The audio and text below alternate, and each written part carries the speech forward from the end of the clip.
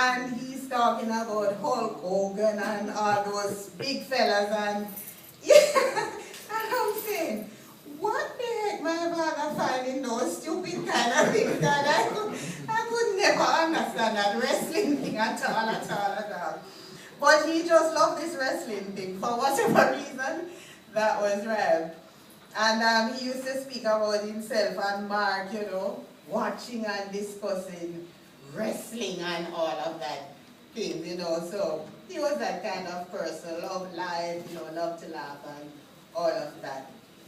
But in the latter years of his life, he was beset by illness, probably about 4 years, ago. So he had heart problems, breathing problems, among other things, and of course he was a diabetic. So his life really was somewhat very challenging towards the end. However, his life was lightened by another love of his life, and this time it was Chona. She's sitting right in front here, whom he married a few years ago. And of course, that helped him to move along. I suppose you get it now. My father was definitely a celebrity, because only celebrities I know, love that kind of marriage thing. So I think he was a celebrity. So Chona, was rather very dedicated, to have met my father at that stage of his life, and shortly after, they got married, he became ill. But I think, she was a very, very dedicated person. And to tell you, my father really was, and can give you a good surprise, he went all the way to the Philippines to find this new love. So, he was a very interesting kind of man, So, he didn't make it in Jamaica, and he didn't make it in the States, so he said, okay, let's go over to Asia. And so, Chona became a part of his life, a wonderful person. She really cared for him, and he was ill for the most part. She took good care of him, and Chona, I would like to use this opportunity to really tell you thanks. I see when you were sick and even before how attentive you were, and I know that helped him in all those rough times that he had. So Chona, thanks very much. So that's about it. The scripture declares that man that is born of a woman is of a few days, but also full of trouble. And trust me, he definitely got some trouble, because his life became plagued with illness since April 2009. But it took a turn for the worse in September of 2012.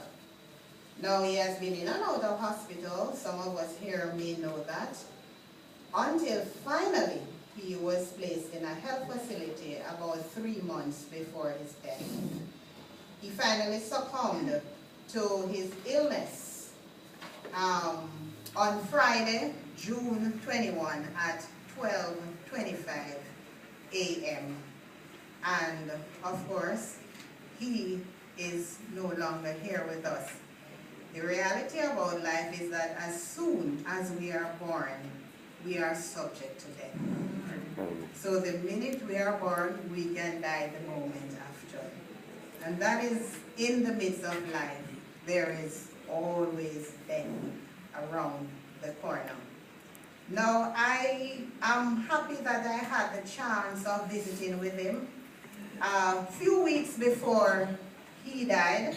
As a matter of fact, my sister was saying it seemed as if he was waiting for me before he died, because that my last visit was on the 11th of June, and right after that, he became disoriented and all of that.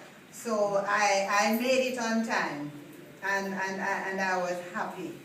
So that last day when we were at the facility with him, trust me, he popped up out of the bed so quickly, and man, he was giving us jokes. He spoke about you know, when he was living in Jamaica, some of the stuff that he did, and we were really, really having a good laugh.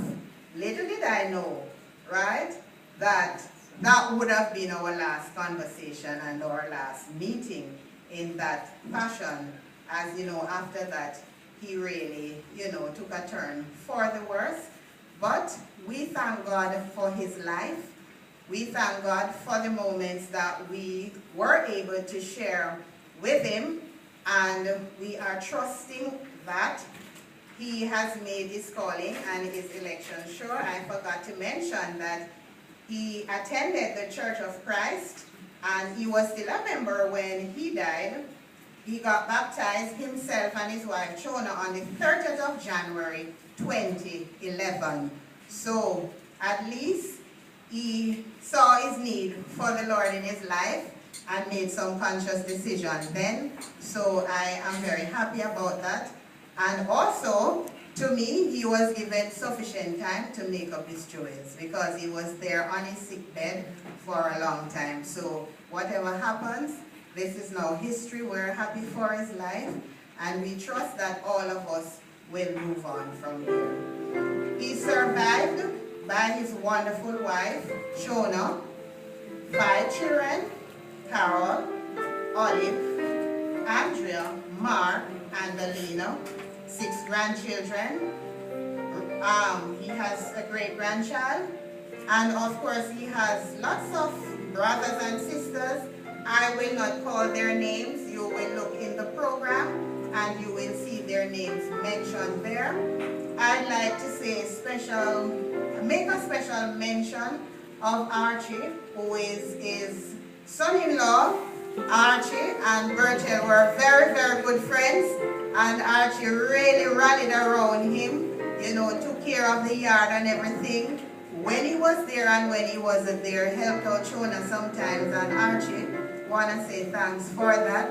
Bert and Archie was very good friends, so I know he would want me to thank Archie for his support and what he did.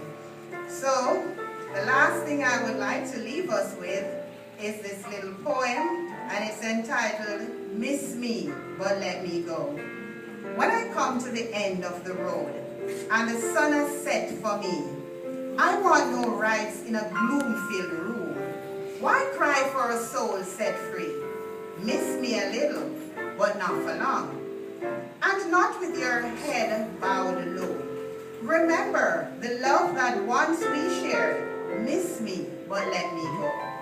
For this is a journey we must all take, and each must go alone. It's all part of the master plan, a step on the road to home.